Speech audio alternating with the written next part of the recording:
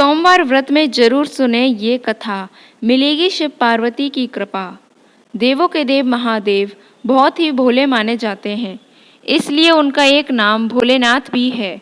पौराणिक मान्यता के अनुसार भगवान शंकर को प्रसन्न करने के लिए किसी भी तरह के खास विशेष पूजन की आवश्यकता नहीं होती, क्योंकि कहा जाता है कि वह तो भोले हैं और भक्त की मन से की गई क्षणिक मात्र की भक्ति से ही वह प्रसन्न हो जाते हैं। अगर आप भी शिव की भक्ति और कृपा पाने के लिए सावन के सोमवार का व्रत करते हैं तो इस कथा से भोलेनाथ को प्रसन्न कर सकते हैं। एक बार किसी एक नगर में एक साहूकार था।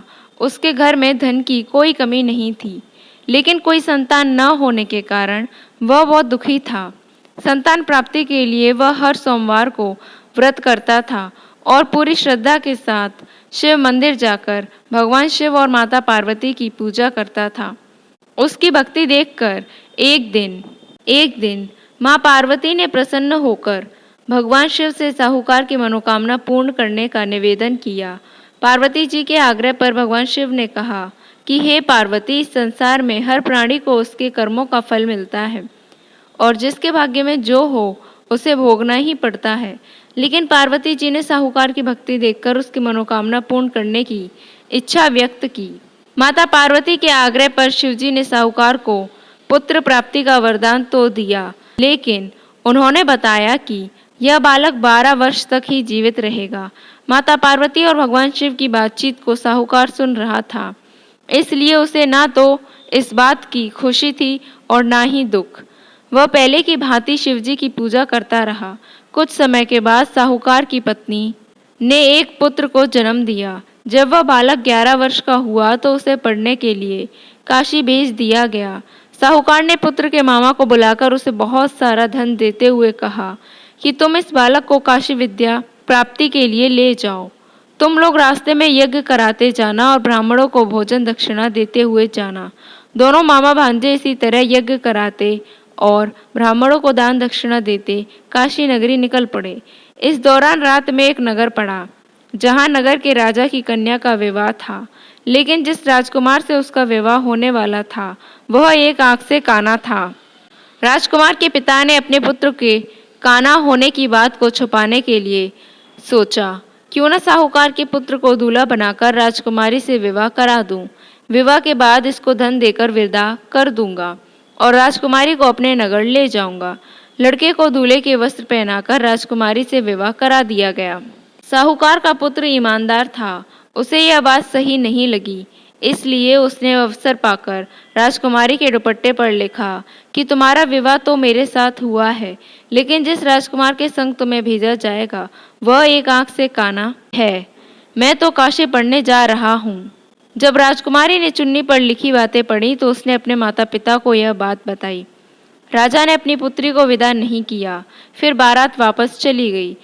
दूसरी ओर साहूकार का लड़का और उसका मामा काशी पहुंचे और वहां जाकर उन्होंने यज्ञ किया। जिस दिन लड़का 12 साल का हुआ उस दिन भी यज्ञ का आयोजन था। लड़के ने अपने मामा से कहा कि मेरी तबीयत कुछ ठीक नहीं है। मामा ने कहा कि तुम अंदर जाकर आराम कर लो। शिवजी के वरदान के अनुसार कुछ ही देर में उस बालक के प्राण निकल गए।